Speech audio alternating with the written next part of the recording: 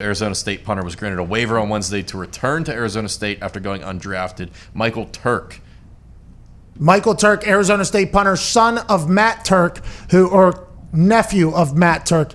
In the punting world family, Matt Turk used to punt for the Houston Texans and a bunch of other teams. His arms were this big, this guy. I bet he was like 45 years old punting for the Texans when I met him, and he had the real small sleeves on his arm. His arms were, I went to shake his hand, nice guy, hit absolute bombs. He hit the ball so high. At the later stage of his career, wasn't going as far, but it was a fair catch basically every single time. Then when Arizona State got Michael Turk, the big conversation was this guy can hit a big ball. He goes to the combine. He leaves college early. He gets invited to the combine. He does 25 reps on the bench press. Everybody's like, look at this punter. He does 25 reps on the bench press. And I believe my reaction was, hey, always good when punters can lift weights good. Mm-hmm. Always good for the brand. But does this help him punt a football on a consistent basis, which is all that matters in the NFL? A lot of people can kick the ball far. A lot of people have strong legs. Can you do it on a very consistent basis? That is what's going to make you be a paid punter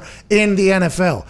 Mr. Turk here didn't get drafted, and he also didn't have the chance to go work out with any teams to prove that he was a consistent bomber or an inconsistent bomber because of the COVID-19 quarantine. It's hard to Zoom with a punter and have him watch your workout. So I believe that's why Michael Turk said, hey, listen, I didn't get a real good chance here to become a free agent anywhere. I didn't get drafted. Unforeseen circumstances. Is there any way I could potentially go back to Arizona State and potentially be a punter in college one more time? And the NCAA, for all of the bad decisions the NCAA has made for a long time, said, hey, we do it with basketball. If somebody in the basketball world wants to go and try to make it to the NBA and they don't make it, they're allowed to come back to school. Why not do it with football in this case? And I assume it's going to happen more often, which it should. If juniors want to see if they can get drafted and make money for their families and kind of go and do it, and it ends up not working out how they should be allowed to go back. But here's the first case. Maybe this will lead to it for going forward. The fact he wasn't drafted was tough, especially if you leave early.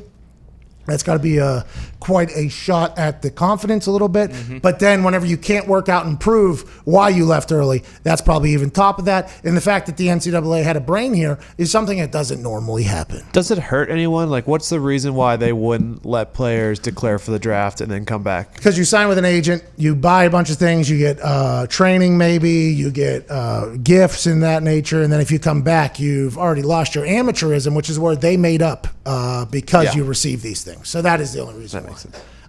Maybe Michael Turk got some suits, by the way, and some watches and things of that nature from his agent. Did they have to make sure he gave it all back? Probably.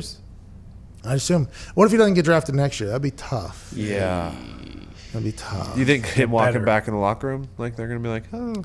How'd it go? Oh, you're still playing for? Let's give it one more run. I do believe if you get a chance to work out for teams, you're in a better spot.